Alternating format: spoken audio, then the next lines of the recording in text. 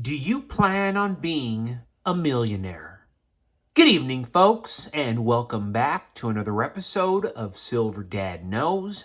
Remember, always live with no edits. If this is your first time here, hit that subscribe button now, as you're going to like what I'm about to say. So, just to begin this evening, I am presenting to you right here a very patriotic piece, a piece that not only have I gifted to myself, but I have also gifted to Silver Sun. He has his own little collection, and this is one of his pieces, and for good reason. So let us discuss. We are looking at a 1 ounce silver Don't Tread on Me coin by the Money Metals Exchange, and this serves as both a hedge against the dollar's declining purchasing power and a tribute to America's, how should I put it, founding principles of liberty. These coins aim to counter efforts by political elites to tarnish these symbols and instead renew their importance for future generations like Silver Sun. Of course, we remember social studies, Boston Tea Party, where they dressed up like Native Americans and they dumped the tea into the ocean. And if you didn't know, the rattlesnake, it first became a national symbol in 1754, popularized by Ben Franklin during the French and Indian War. By 1774, it symbolized the fight for freedom, appearing in Paul Revere's newspaper as a snake battling a British imperial dragon.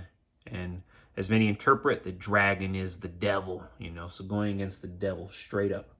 In 1775, Colonel Christopher Gadsden designed an iconic flag featuring a coiled rattlesnake with 13 rattles representing the colonies and the motto, "Don't tread on me," cementing its place as a symbol of resilience and unity.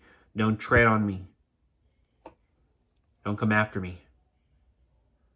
Don't try to take away my civil rights. Don't tread on me. Don't mess with me. Giving you the warning. Don't mess with me. Don't tread on me. Very powerful. Very symbolic. And one of the greatest representations of this nation that we still serve. We're a mighty nation, and we've been a mighty nation now for well over a century. And before I go any further, folks, I want to give a quick shout out. This is to my always loyal subscriber. This is the Lazerna family. I've been doing stocks for 32 years. I have a 401k. It's pretty healthy. I also do cryptocurrency. But all my favorite is in silver, because of the fact that here in Texas, I can sell it and not pay taxes as long as I don't sell over $10,000 worth. All the others I named, you have to pay taxes and fees, and the government knows what you're doing. Silver, only me, myself, and I. Beautiful comment right there coming from the La Serna family.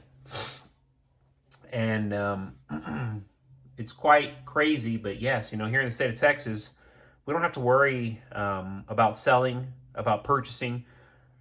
I've never had to pay fees when I purchase silver or when I purchase gold here in this state. Of course, I've never bought more than $10,000 worth of precious metals at any given time. But I assume even if I had to sell, even if I had to buy, there's loopholes as to where I would not have to pay any type of fees or any type of taxes. And remember, it's in the Constitution.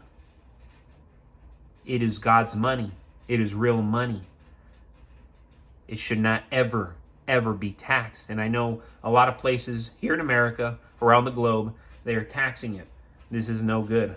This is one of the reasons as to why precious metals turn people off, because of the blatant manipulation and the blatant abuses towards people who own precious metals. It doesn't make sense to get penalized just because you're doing the smart thing, just because you're doing the right thing. Why penalize somebody who's bettering their life. But that's what the system doesn't want. The system wants you to be oppressed. The system wants you to be reliant on the system. Silver has long been called the quote-unquote poor man's gold. But in today's financial climate, it may very well become, or already is, the smart man's asset.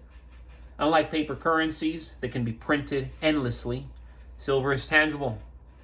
And it's a finite resource. As governments around the globe continue to devalue money through inflationary policies and reckless spending, hard assets like silver stand ready to preserve and multiply wealth. The next generation of millionaires will not be those who trusted banks and bonds, but those who accumulated undervalued metals when the few were paying attention. And I'm talking about the extremely very few. We're scarce folks when it comes to stacking silver, when it comes to stacking gold, when it comes to owning firearms, stacking ammunition. We are very, very, very rare. One of the biggest reasons silver is poised to explode is its value and the widening gap between supply and demand. That's something massive, and most people, they're not paying attention to the obvious, particularly in solar energy, electric vehicles, advanced technology. All these spectrums continue to rise at record levels. At the same time, mining output is struggling to keep up. This imbalance creates the perfect storm for higher prices. Unlike speculative assets, this isn't hype. It's fundamental economics. When more industries need silver than miners can supply, the value of every ounce, it increases, it rises, it goes up. So, again, for those who still sleep on silver, still question silver, I question you. Silver carries the unique advantage of being both an industrial metal and a monetary metal. Gold primarily functions as a store of value, but silver is indispensable for modern life. Every smartphone, solar panel, and electric car battery requires silver. This dual role means silver has two engines pushing it higher: investor demand and industrial necessity. Once investors fully grasp this reality, silver will easily see a parabolic rise, creating immense wealth for early adopters. And even me, I would consider myself an early adopter, getting into it almost a decade ago. But in truth, those who got in 25 years ago, 30 years ago, 40 years ago, 50 years ago, my goodness, you've already made massive gains. You've already made generational wealth. And you bought in at prices that people today will envy you for. For everyday people, silver is also far more accessible than gold. While an ounce of gold trades far beyond the reach of the average saver, silver remains affordable, allowing individuals to steadily stack ounces without needing massive upfront capital. Over time, a disciplined approach to accumulating silver can snowball into a life-changing asset base.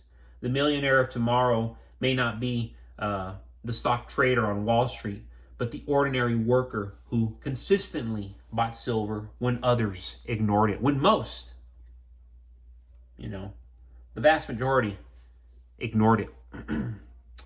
Wealth creation in silver will also be amplified by psychology. Once silver begins a strong upward move, mainstream investors and institutions will rush in, creating a fear of missing out effect that sends prices dramatically higher. History has shown how quickly silver can move. In past bull markets, it has multiplied in value. In just a few years, those holding even modest stacks will suddenly find themselves in positions of fortunes, if they're not already. If you're not already. In short, silver's scarcity, affordability, and rising industrial demand make it one of the most powerful wealth-building assets of the future. Right now, while many chase overvalued stocks or inflated real estate, the quiet silver stackers are positioning themselves for the greatest transfer of wealth ever. The next generation of millionaires will not be made in these traditional markets. They'll be minted in silver. But folks, as always, thank you so much for joining us for another episode, another evening of Silver Dad Knows. God bless you. God bless your household. And God bless America.